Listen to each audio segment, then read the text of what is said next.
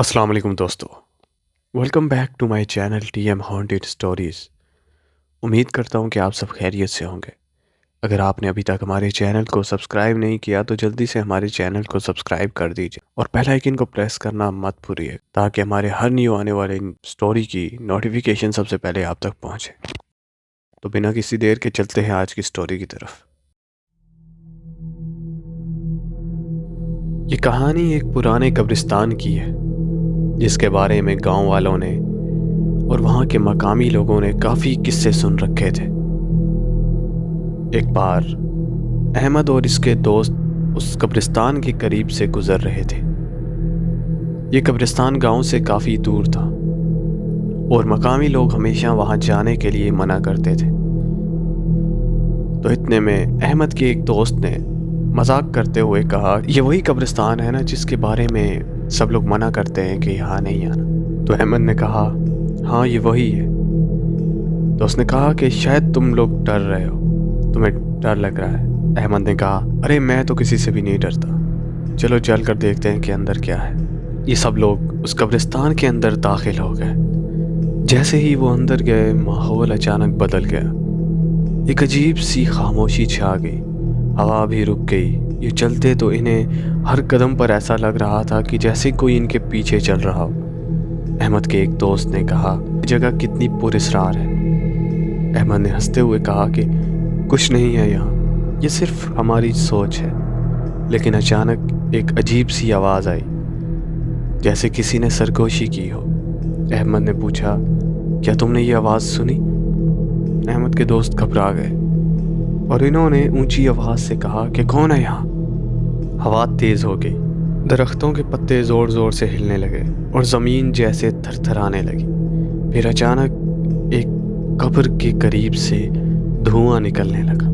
دھواں ہوا میں پھیلنے لگا اور ایک انسانی شکل میں تبدیل ہو گیا اور وہ ایک سایہ بن گیا اور وہ سایہ سب کو گھور رہا تھا۔ احمد نے گھبرا کر کہا، یہ کون ہے؟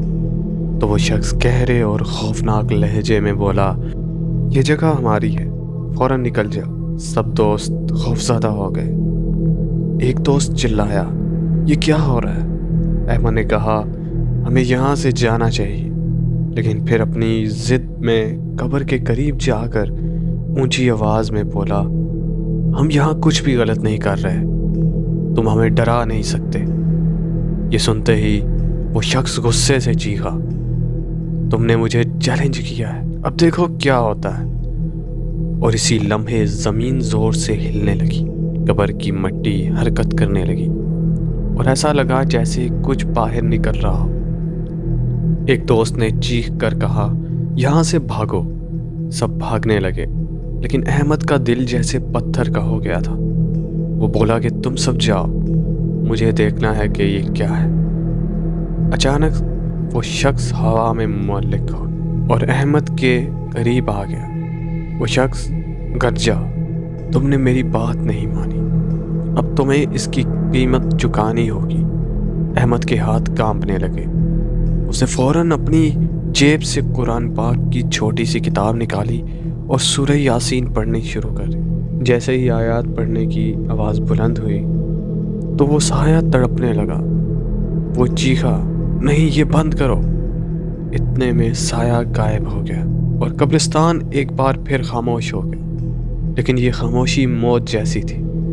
احمد اور اس کے دوست بغیر ایک لفظ کہے وہاں سے بھاگ نکلے۔ جیسے ہی وہ گاؤں پہنچے سب نے قسم کھائی کہ وہ کبھی دوبارہ قبرستان کے قریب نہیں جائیں گے۔ یہ واقعہ ان کے لیے سبق تھا، بعض جگہ انسانوں کے لیے نہیں ہوتی اور ان سے دور رہنا ہی عقل مندی ہے۔ یہ کہانی ہمیں یاد دلاتی ہے کہ غیر مرئی دنیا کی حقیقت کو جھٹلانا خطرناک ہو سکتا ہے۔ ہمیں ہمیشہ محتاط رہنا چاہیے اور ایسی جگہوں سے دور رہنا چاہیے جہاں کچھ پراسرار محسوس ہو۔ بہرحال دوستو، تو یہ تھی ہماری آج کی سٹوری۔ اگر آپ کو اچھی لگی ہو تو ہمارے channel T M haunted stories کو سبسکرائب کرنا مت بھولیے۔ تو ملتے ہیں آپ سے کسی اور انٹرسٹنگ سٹوری کے ساتھ، تب تک کے لیے خیال رکھیں اپنا۔ اللہ حافظ۔